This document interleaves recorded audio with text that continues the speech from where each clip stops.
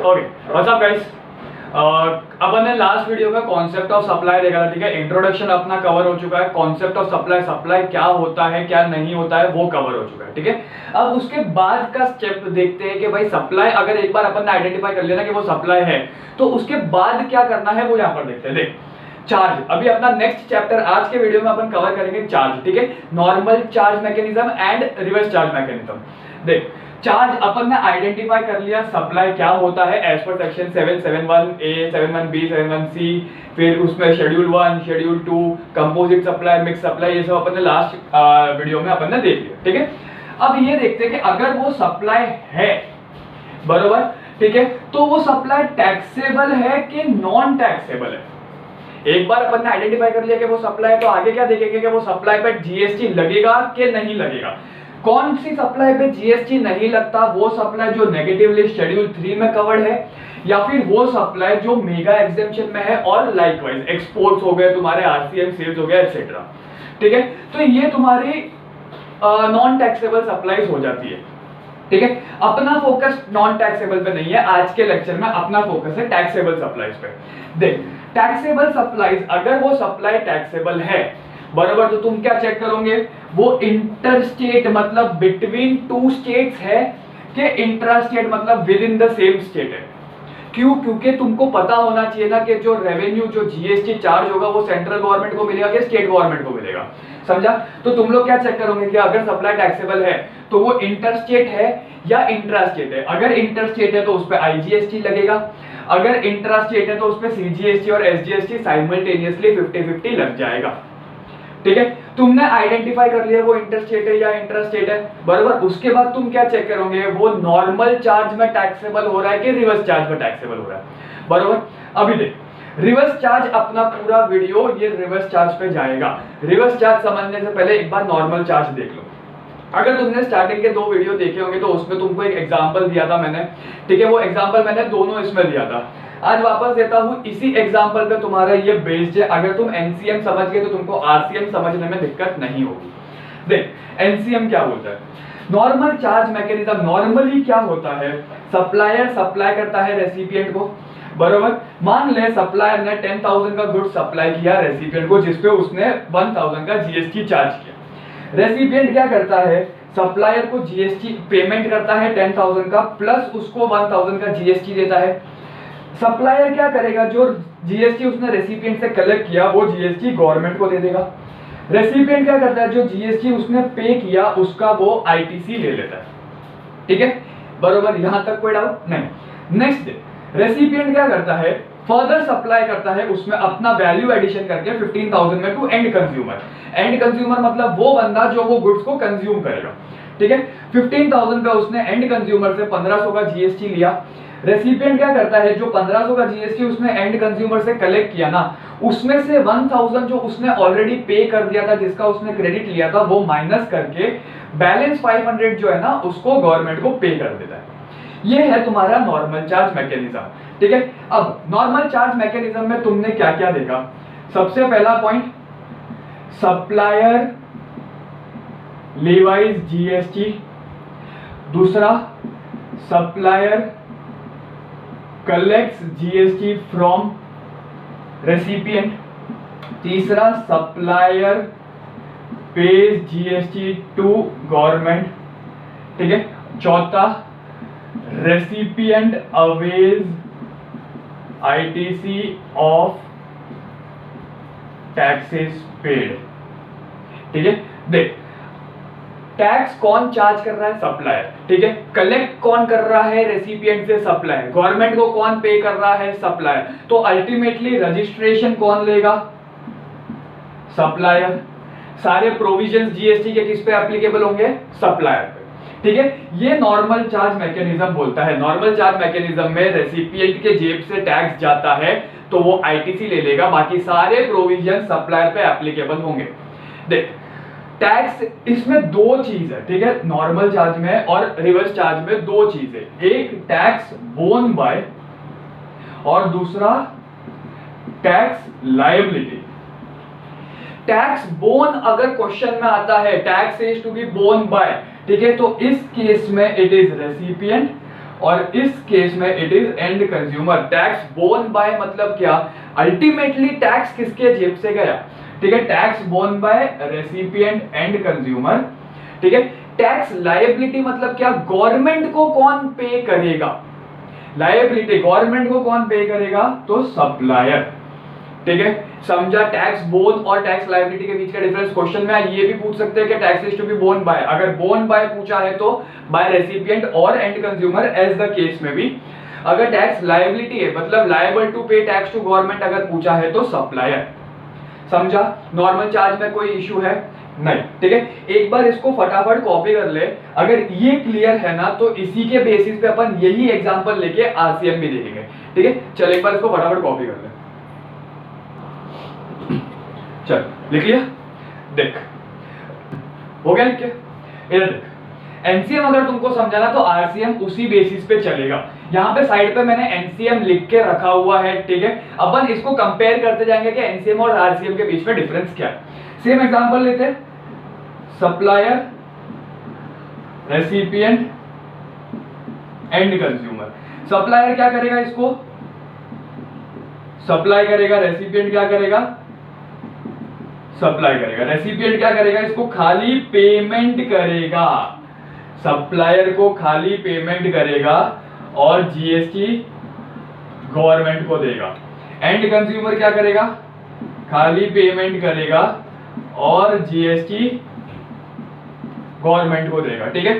GST जो उसने government को दिया उसका आईटीसी ले लेगा, ठीक है। अभी इधर देख, दोनों के बीच का डिफरेंस क्या है। ये जो क्वेश्चन है ना, NCM RCM distinguish between the supply charge under normal charge and supply charge under reverse charge, ठीक है, उसमें क्वेश्चन आ सकता है, ठीक है। मोस्ट लाइकली नहीं है कि आएगा ही आएगा, बट कहीं ना कहीं पे है कि बस पूछ सकते हैं, तो एक बार देख लेना। अभी देख, एनसीएम की जगह पे अपन आरसीएम देते हैं, ठीक है। आरसीएम में टैक्स कौन लेवाई करेगा, तो tax is to be levied, levied का वो आता ही नहीं, ठीक है। अब नॉर्मल चार्ज में सप्लायर था, एनसीएम में recipient shall collect GST, recipient shall pay GST to government and recipient shall avail ITC. अगर सब कुछ रेसिपिएंट कर रहा है तो रजिस्ट्रेशन और जीएसटी प्रोविजन भी कौन अप्लाई होगा, किस पे अप्लाई होगा, रेसिपिएंट पे, समझा, ठीक है। दोनों के बीच का डिफरेंस समझा एनसीएम और आरसीएम का। अभी इधर देख, tax is to be borne by recipient and consumer, tax liability किसका है, आरसीएम के केस में रेसिपिएंट का। सब कुछ रेसिपिएंट का है एक्सेप्ट सप्लाई, खाली सप्लाई सप्लायर करेगा, otherwise each and everything recipient के ऊपर। क्लियर है, ठीक है। चल एक काम कर, इसको फटाफट कॉपी कर ले, वीडियो पॉज करके इसको फटाफट कॉपी कर ले, उसके बाद अपन आरसीएम में कौन कौन से गुड्स और कौन कौन सी सर्विसेज आती है वो फटाफट देख लेंगे, ठीक है। चल ओके, चल लिख लिया। आरसीएम क्या होता है, एनसीएम क्या होता है, समझ में आ गया। अभी अपन आगे ये देखते हैं कि आरसीएम में कौन कौन से गुड्स और कौन कौन सी सर्विसेज टैक्सेबल होगी, ठीक है। इधर RCM reverse charge mechanism, reverse charge mechanism मतलब रेसिपिएंट, द सर्विस रेसिपिएंट और the recipient of the goods shall pay tax to the government, ठीक है। अभी गुड्स का केस में इतना कुछ है नहीं, मोस्टली ये लोग सर्विसेज ही पूछते हैं, ठीक है। फिर भी एक बार गुड्स लिस्ट डाउन कर दिए कि अगर इन गुड्स की सप्लाई होती है, ठीक है, तो जिसको सप्लाई कर रहे हैं जो रजिस्टर्ड रेसिपिएंट है, that person will pay tax under RCM, ठीक है। अभी गुड्स कौन कौन से, cashew nuts, bidi wrapper, tobacco, lottery, silk yarn, used vehicle, seized and confiscated goods है, ओल्ड एंड यूज्ड गुड्स है, वेस्ट स्क्रैप है, कॉटन है, एटसेट्रा, ठीक है। कौन कौन से गुड्स है, cashew nuts, bidi wrapper, tobacco, silk yarn, cotton, waste scrap goods, old and used goods, seized and confiscated goods, etcetera, ठीक है। अगर मैं इन गुड्स की सप्लाई करता हूं, अगर मैं इन गुड्स की सप्लाई करता हूं, बरोबर, तो आरसीएम लग जाएगा एंड रेसिपिएंट शैल पे टैक्स अंडर रिवर्स चार्ज, ठीक है। अब अपना मेजर फोकस है सर्विसेज पे, ठीक है। सर्विसेज के अंदर दो नई सर्विसेज भी ऐड हुई है, एक सर्विस है सर्विस एंट्री नंबर 9, उसके अंदर अमेंडमेंट भी आया है, तो basically there is a scope और देयर इज अ पॉसिबिलिटी कि वो लोग रिवर्स चार्ज का पॉइंट पूछे, ठीक है। अभी देख, as such directly reverse charge के क्वेश्चंस आने डिफिकल्ट है, बरोबर, लेकिन आ भी सकते हैं। मोस्टली रिवर्स चार्ज कहां आता है, वैल्यूएशन ऑफ सप्लाई में। वैल्यूएशन ऑफ सप्लाई में वो लोग नीचे एक ऐसी सर्विस या दो ऐसी सर्विस डाल देंगे जिसमें रेसिपिएंट टैक्स पे करता है, तुमको वो क्लिक होना चाहिए, वो चमकना चाहिए कि भैया इस पर रेसिपिएंट टैक्स पे करेगा तो ये वैल्यूएशन में नहीं आएगा। इन एनी केस वो अपन वैल्यूएशन चैप्टर में देखेंगे, ठीक है। अभी के लिए ये देख के रिवर्स चार्ज में कौन कौन सी सर्विसेज है जो टैक्सेबल होगी, मतलब जो रेसिपिएंट टैक्स पे करेगा। सबसे पहली सर्विस है services provided by GTA, goods transport agency. अगर जीटीए कोई सर्विसेज प्रोवाइड करता है तो तुम लोग क्या चेक करोगे क्वेश्चन में, जीटीए अपनी अदर सर्विसेज पे कौन सी रेट पे टैक्स पे कर रहा है, बराबर। अगर वो 12% पे टैक्स पे कर रहा है या 5% पे टैक्स पे कर रहा है, ठीक है। अगर वो 12% पे टैक्स पे कर रहा है तो तुम लोग ये देखोगे कि रेसिपिएंट कौन है। रेसिपिएंट रजिस्टर्ड है तो GTA will pay tax under normal charge. अगर रेसिपिएंट अनरजिस्टर्ड है तो GTA services will be exempt, that is recipient will not be liable to pay tax, GTA will not be liable to pay tax, ठीक है। But अगर वो 5% पे GTA अपनी other services पे 5% पे टैक्स पे कर रहा है तो तुम आगे क्या चेक करोगे कि उसने सर्विस किसको दी। आगे अगर उसने अनरजिस्टर्ड रेसिपिएंट को सर्विस दी तो वो सर्विस एग्जेम्प्ट हो जाएगी। अगर उसने स्पेसिफाइड रजिस्टर्ड रेसिपिएंट को सर्विस दी ना, स्पेसिफाइड रजिस्टर्ड रेसिपिएंट मतलब वो बंदे जो फ्रेट पे कर रहे हैं, अगर उनको सर्विस दी ना तो such specified registered person will pay tax under reverse charge. समझा। अब स्पेसिफाइड रजिस्टर्ड पर्सन कौन कौन है, रजिस्टर्ड फैक्ट्री हो गई, रजिस्टर्ड सोसाइटी हो गई, बॉडी कॉर्पोरेट हो गया, पार्टनरशिप फर्म वेदर और नॉट रजिस्टर्ड हो गया, any registered person under GST हो गया, ठीक है। बेसिकली वो बंदे जो फ्रेट पे कर रहे हैं, क्वेश्चन में तुमको दिखेगा पेइंग फ्रेट, जो फ्रेट पे कर रहा है वो अंडर रिवर्स चार्ज टैक्स भी पे करेगा, provided GTA is paying tax at the rate of 5% on its other services. समझा, ठीक है। अभी चलते, no RCM on GTA services if recipient, अगर मेरा रेसिपिएंट गवर्नमेंट डिपार्टमेंट या any establishment formed by government है, ठीक है। अगर मैं जीटीए हूं और अगर मैं गवर्नमेंट डिपार्टमेंट या एस्टैब्लिशमेंट को सर्विस दे रहा हूं तो उस पे आरसीएम नहीं लगेगा, GTA will pay tax under normal charge, GTA will pay tax under normal charge, ठीक है। अगर मैं किसी लोकल अथॉरिटी को मेरी सर्विसेज दे रहा हूं तो उस केस में मैं अंडर नॉर्मल चार्ज टैक्स पे करूंगा। अगर मैं किसी गवर्नमेंट एजेंसीज को सर्विस दे रहा हूं, वो एजेंसी जो खाली टीडीएस डिडक्ट करने के लिए रजिस्ट्रेशन लिया है, तो भी GTA will be paying tax under normal charge. इन तीनों केसेस में रिवर्स चार्ज नहीं लगेगा, ठीक है। क्लियर है। एक बार फटाफट देख लेते हैं। सर्विसेज के केस में सबसे पहला सर्विस अपन ने क्या देखा, जीटीए सर्विस। जीटीए अगर तुमको क्वेश्चन में दिखता है बराबर, तो तुम क्या चेक करोगे, जीटीए कितने परसेंट पे टैक्स पे कर रहा है, whether GTA is paying tax at the rate of 12% और at the rate of 5%। If GTA is paying tax at the rate of 12%, तो तुम क्या चेक करोगे कि रेसिपिएंट कौन है, रेसिपिएंट रजिस्टर्ड है क्या अनरजिस्टर्ड है। अगर रेसिपिएंट रजिस्टर्ड है तो उस केस में GTA will pay tax under normal charge, बराबर, and such registered person will avail the ITC. अगर 5% पे, if GTA is paying tax at the rate of 5%, तुम लोग क्या चेक करोगे, रजिस्टर्ड है रेसिपिएंट या अनरजिस्टर्ड है। अगर अनरजिस्टर्ड है तो सेम लाइक 12% एग्जेम्प्ट हो जाएगा।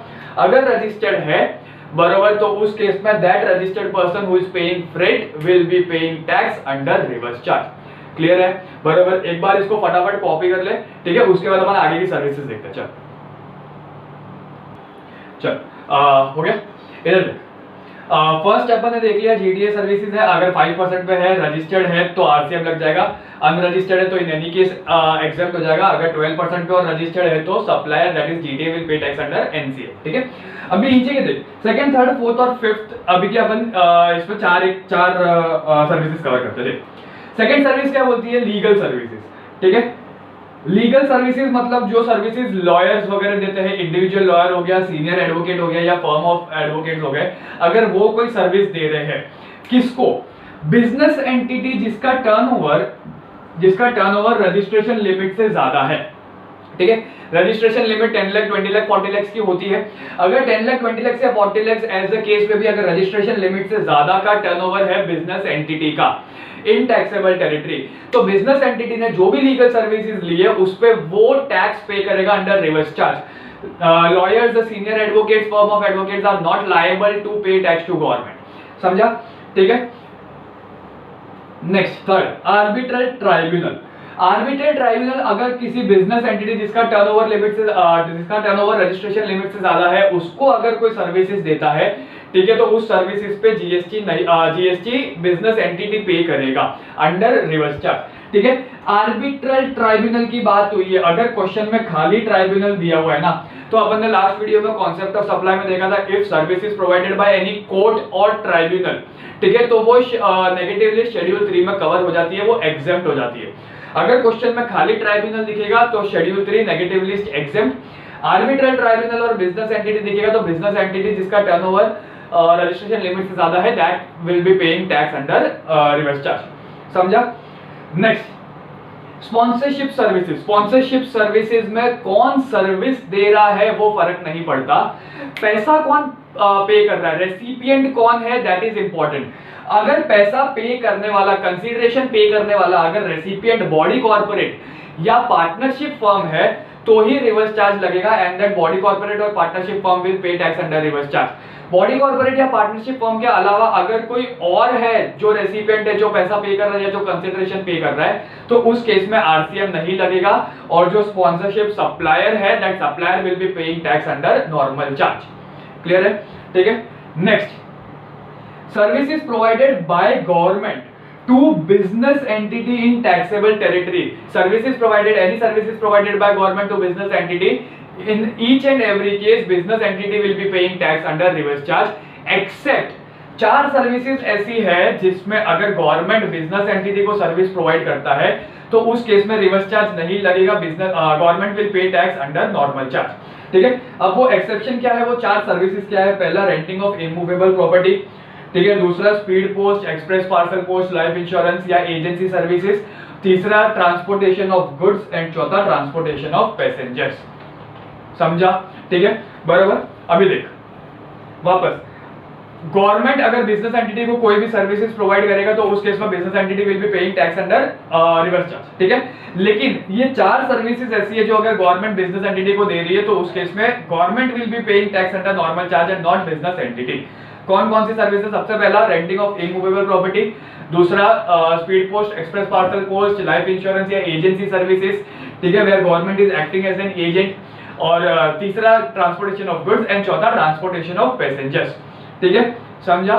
चल एक बार इसको फटाफट वापस 5 की 5 सर्विसेज अपन एक बार क्विक रिकैप देख लेते हैं। पहला अपन ने क्या देखा था? जीटीए सर्विस, दूसरा legal services provided to business entity जिसका टर्नओवर लिमिट रजिस्ट्रेशन लिमिट से ज्यादा है, ठीक है, तीसरा services provided by arbitral tribunal to business entity जिसका टर्नओवर लिमिट रजिस्ट्रेशन लिमिट से ज्यादा है, चौथा स्पॉन्सरशिप सर्विसेज, कौन प्रोवाइड कर रहा है वो इंपॉर्टेंट नहीं है, रेसिपिएंट कौन होना चाहिए, पार्टनरशिप फर्म और बॉडी कॉर्पोरेट। कैसे आइडेंटिफाई करोगे?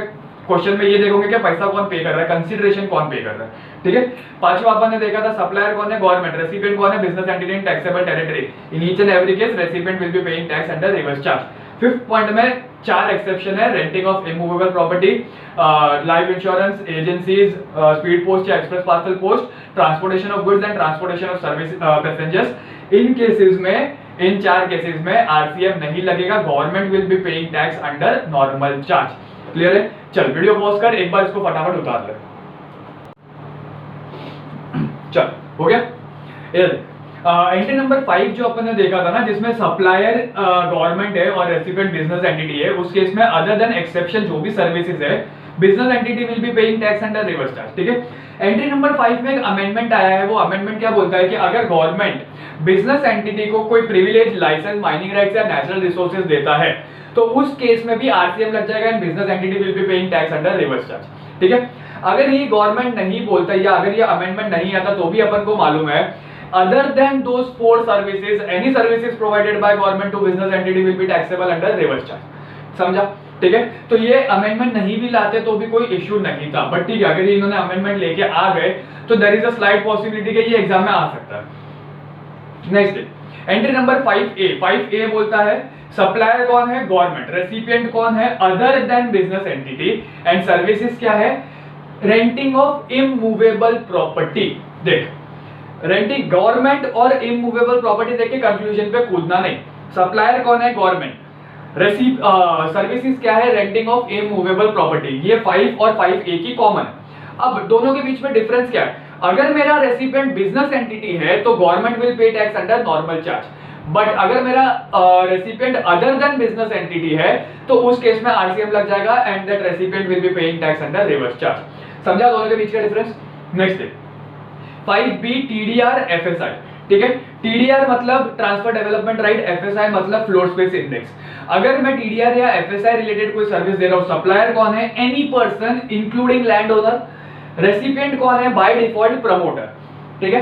Supplier is any person including land owner, recipient is promoter, तो उस केस में promoter will pay tax under reverse charge. Other than promoter अगर कोई और रेसिपिएंट है तो रिवर्स चार्ज नहीं लगेगा, नॉर्मल चार्ज में जो भी सप्लायर है that supplier will pay tax. Clear है? Next, long term lease of 30 years wherein the consideration is in the form of upfront amount, premium, salami, development charges or whatever name it is called, ठीक है। Long term lease of land for 30 years or more wherein consideration is in the form of upfront amount, development charges, salami, whatever name it is called, ये consideration पे जो भी tax होगा the tax is to be paid by promoter under reverse charge। समझा?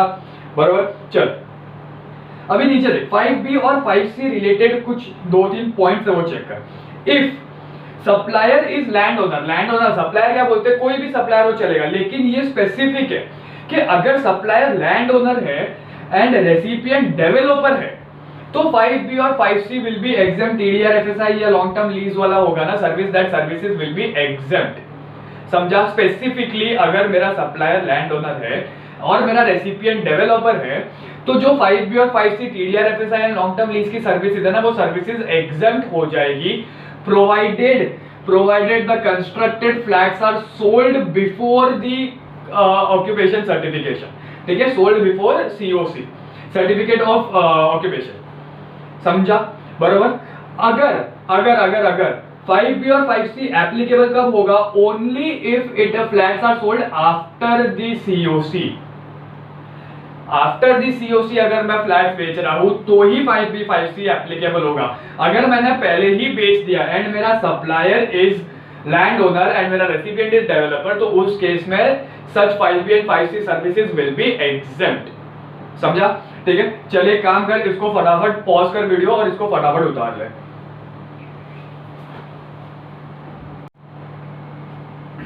चल हो गया।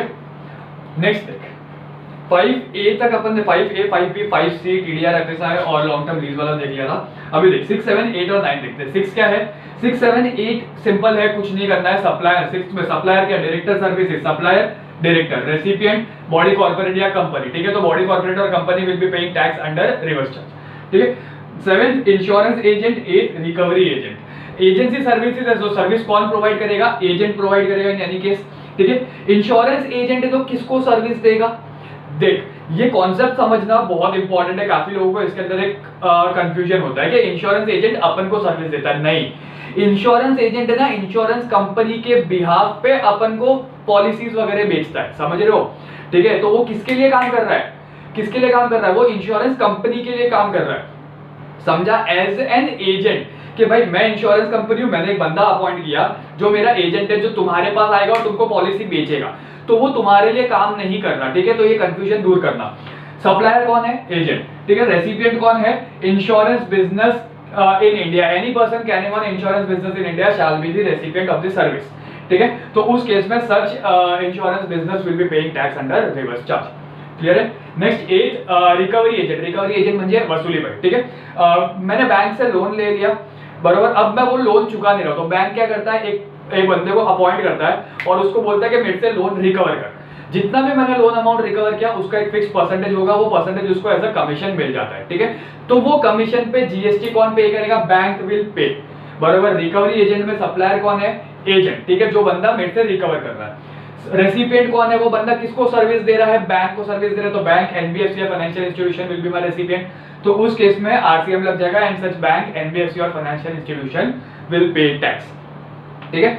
9 copyright under section 13(1)(a), ठीक है। कॉपीराइट, अगर मैं कॉपीराइट का परमानेंट टेम्परेरी ट्रांसफर या यूज के लिए किसी को देता हूँ, सर्विसेज प्रोवाइड करता हूँ, ठीक है, तो उस केस में सप्लायर कौन होना चाहिए?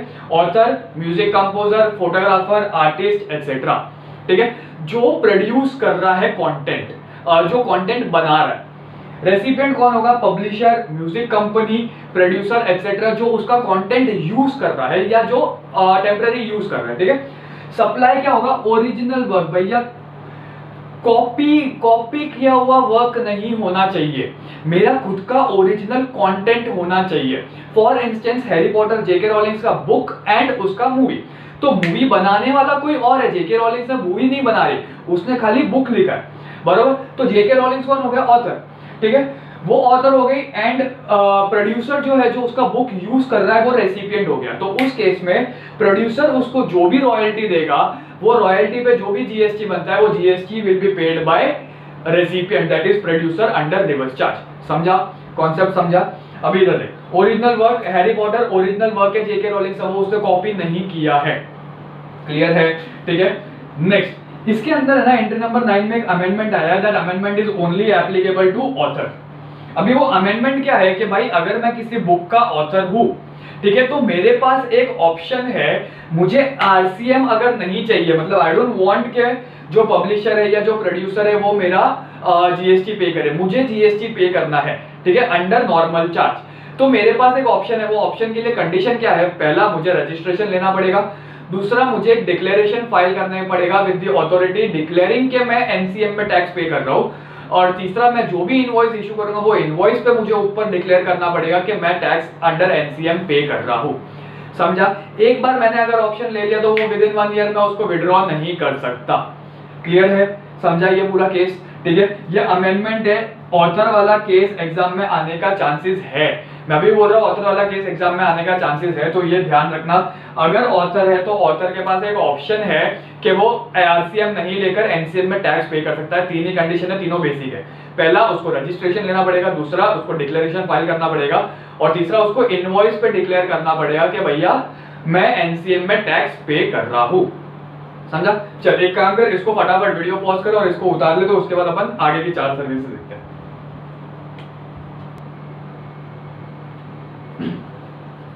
चल खत्म करते हैं। लास्ट 9th एंट्री नंबर 9 तक अपन ने देखा था, ठीक है।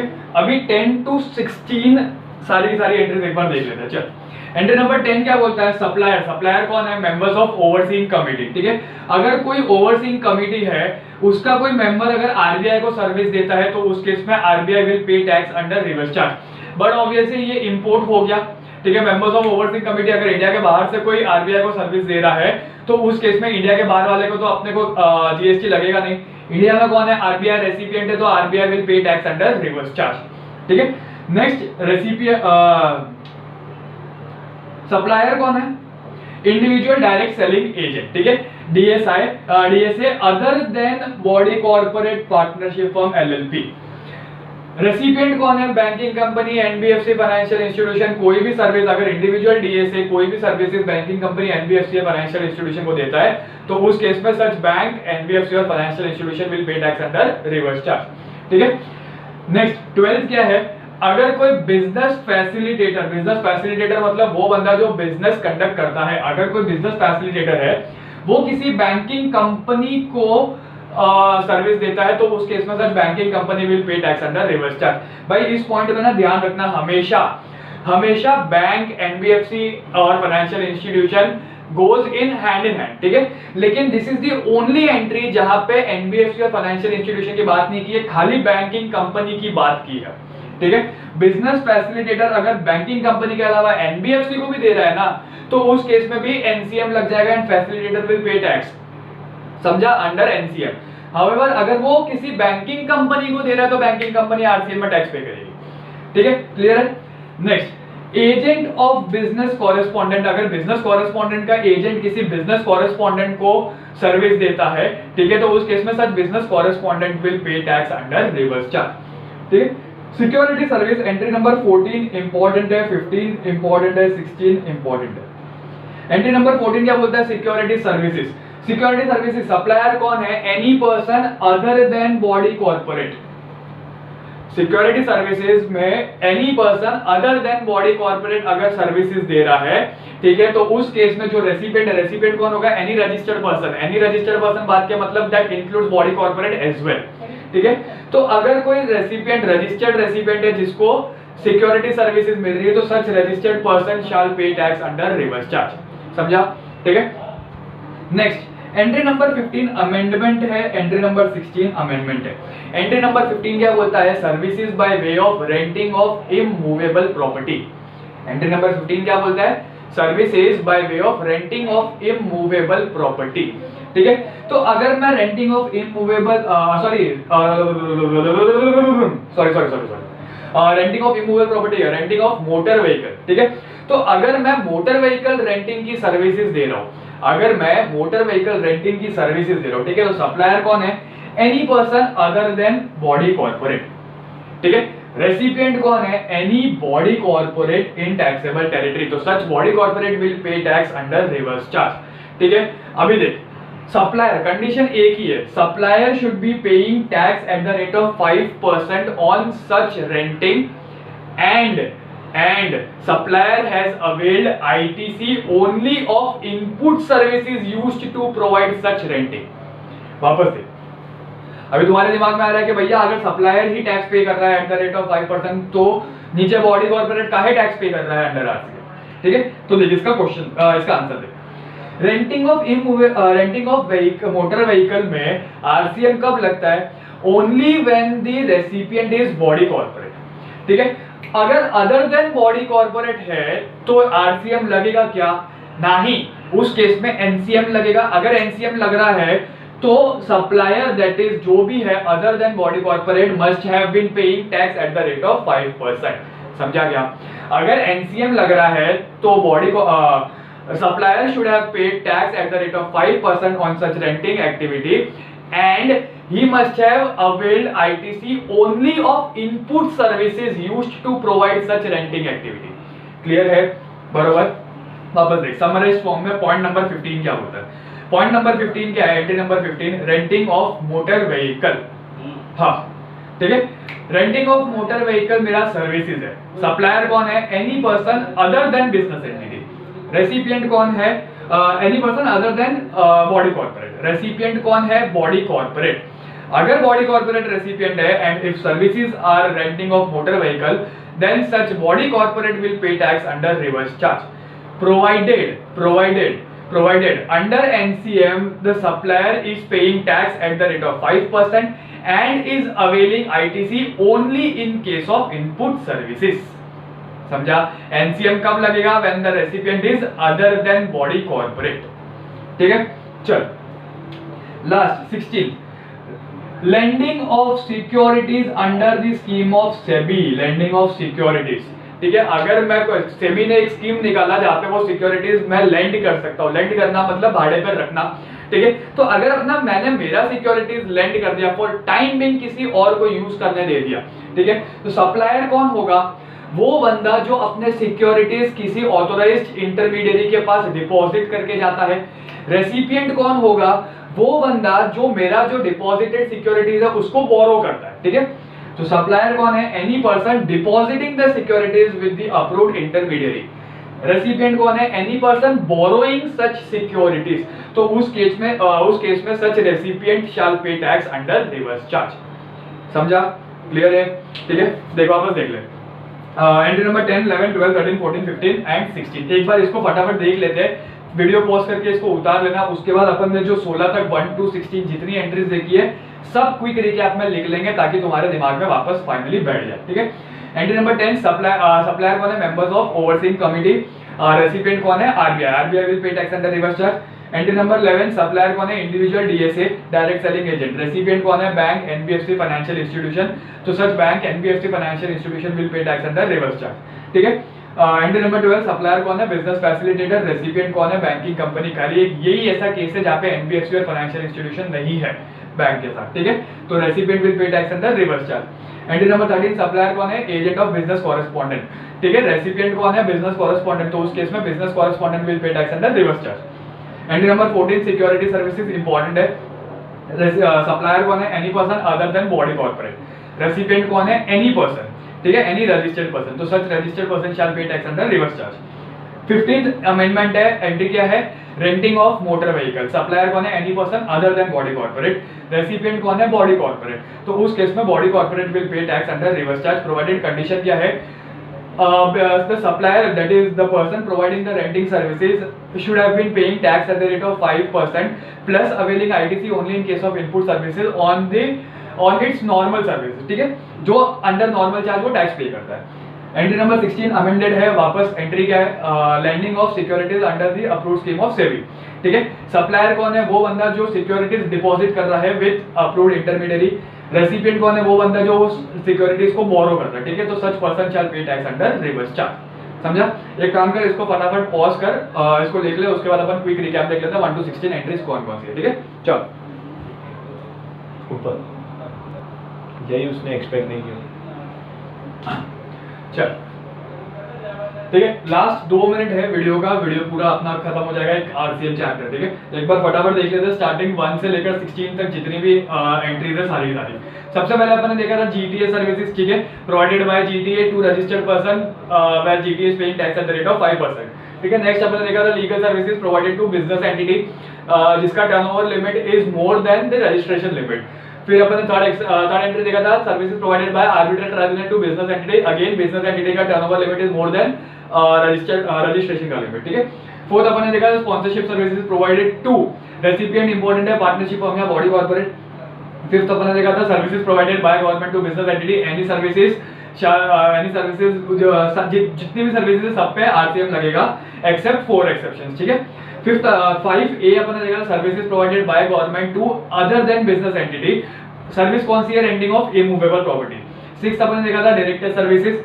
7th अपन 5A है, 5A हो गया ना, 5B TDR and FSI, 5C long term lease more than 30 years जिसका कंसीडरेशन इज अपफ्रंट अमाउंट सलामी और development charges whatever the cost it is, ठीक है।